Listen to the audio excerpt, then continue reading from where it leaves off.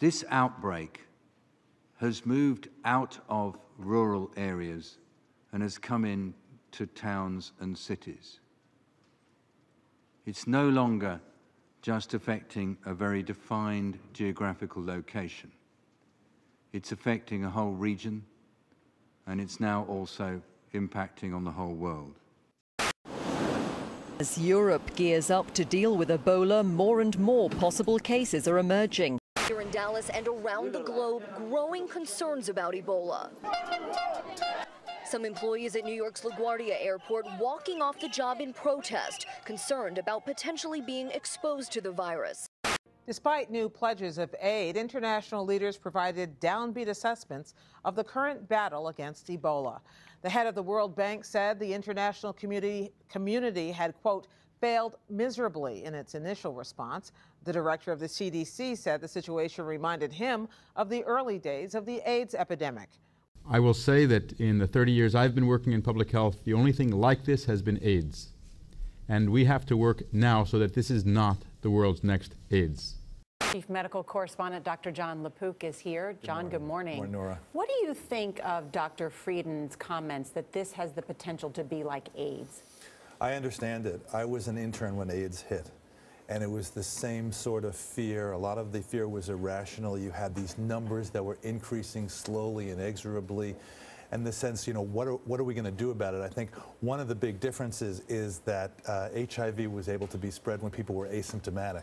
And unfortunately, in the case of Ebola, people are either surviving or they're dead after 2 to 3 weeks. So you don't have that insidious spread that way. But yeah, I think it's the same sort of thing where you're thinking, you got to stop this now.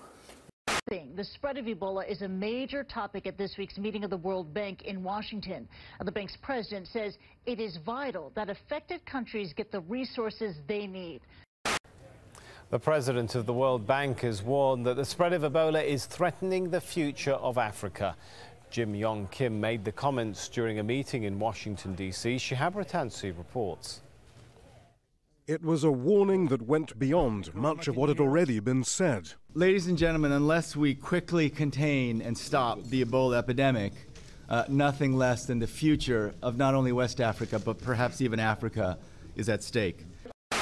I'm here this morning to make an urgent plea to countries in the world to step up even further. While we are making progress, we are not where we can say that we need to be. And there are additional needs that have to be met in order for the global community to be able to properly respond to this challenge and to make sure that we protect people in all of our countries.